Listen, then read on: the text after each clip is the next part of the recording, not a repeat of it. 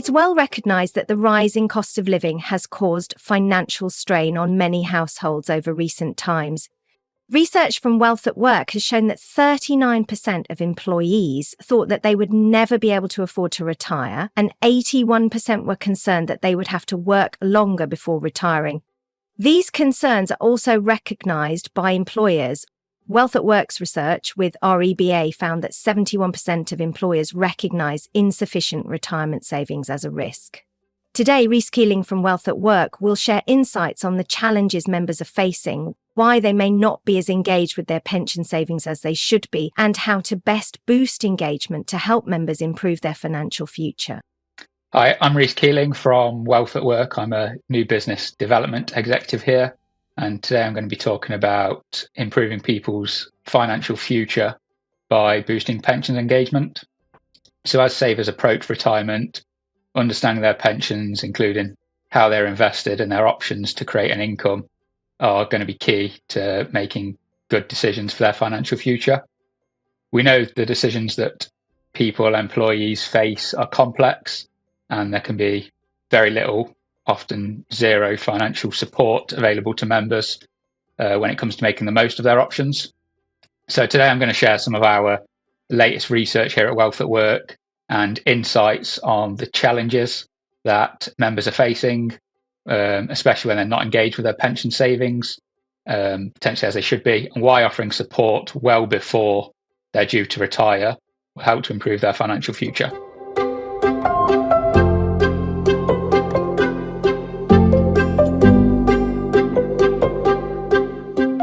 Currently, as is well documented, individuals are facing lots of challenges which will put the squeeze on the finances. I know certainly every time I open the news app on my phone, there's something financial related on there, whether that's inflation, high interest rates, rising rent, mortgages, ongoing cost of living crisis, rising utility bills, to name a few. Could go on probably for the rest of the day, to be honest. These issues have significantly impacted people's ability to prioritise pension savings. And what we see is pensions, because they're for the future, will often fall down that list for people of priorities. Another critical challenge is the lack of financial literacy and engagement that we see. A significant portion of employees will either they don't understand that their pensions are invested, or they're completely unaware where their pension savings are invested. And now this disconnect is then compounded by a tendency for people to seek guidance from unqualified sources. It could be a friend in the pub, family member. And we know that over half of employees are reaching out to those unqualified sources rather than going to a financial professional or someone who's in the know. And now what happens is you reach out to a friend who's an unqualified source. They may give you some views on what's worked for them. Now, what's worked for them isn't necessarily going to work for you as the individual.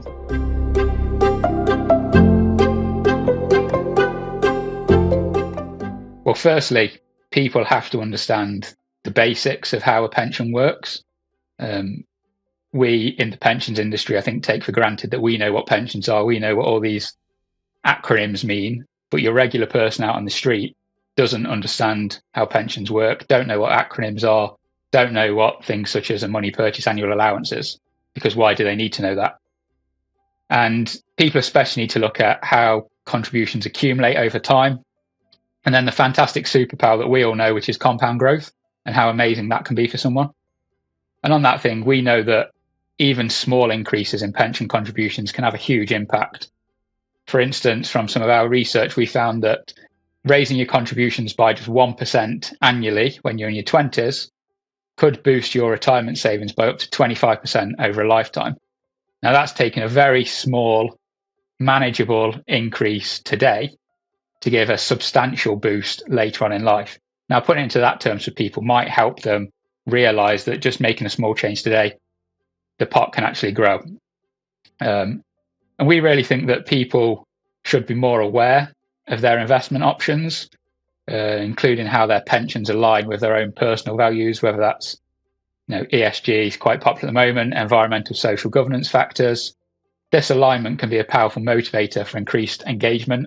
And we see people reporting that if their not just necessarily their pension, but their investments, their savings in general, if they were in line with their personal values, people actually say they would increase their contributions. Now, whether they would is a different story, but we're seeing that that's a major factor now for people, their personal values, those ESG ratings. Furthermore, as people approach retirement, individuals need to understand how they then transition from accumulating savings into generating a sustainable income for retirement or using their pot for retirement. Now, we think this is one of the nastiest, hardest problems there is out there, and it's difficult for people. But to get people to have an understanding at that level, you have to take them back and have the conversation earlier on, and take them through a journey, because if you're straight in with talking about annuities for people, that's going to be an alien word for a lot of people. So we find the conversation needs to start a lot earlier than that, and it needs to be a series of conversations for people.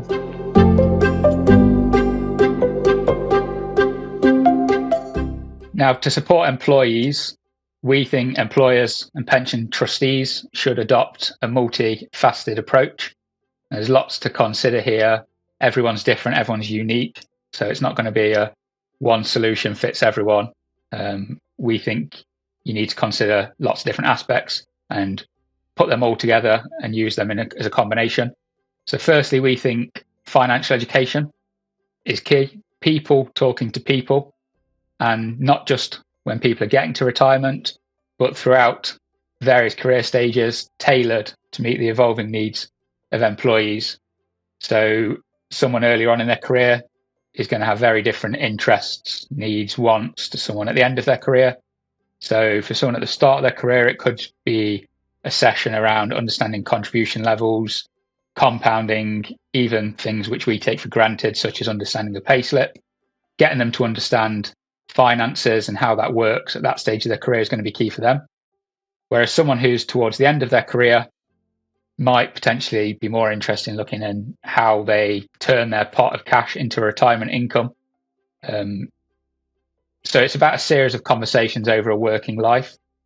There's no ripe time to start, I guess. It's as early as possible.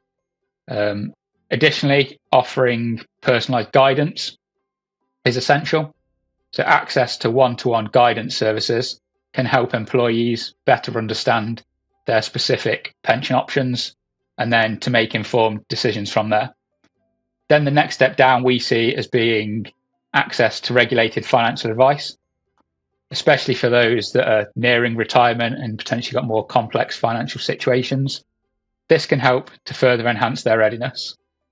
Now, we think that everyone will benefit from some financial education. Most will benefit from one-to-one guidance, and then some will need access to regulated advice. Now, here at Wealth at Work, we see it as being very much that filter process down. So you can get everyone into a group education at the top, which will then pique people's interest in various different areas. They can then go through to receive one-to-one guidance on their situations. That one-to-one guidance, for most people, will probably answer a lot of their questions. They can take their guidance and go forward. But we appreciate some will then need access to that regulated financial advice. So we then pass people down the filter. So it starts with a group education, comes into guidance, then goes through to advice.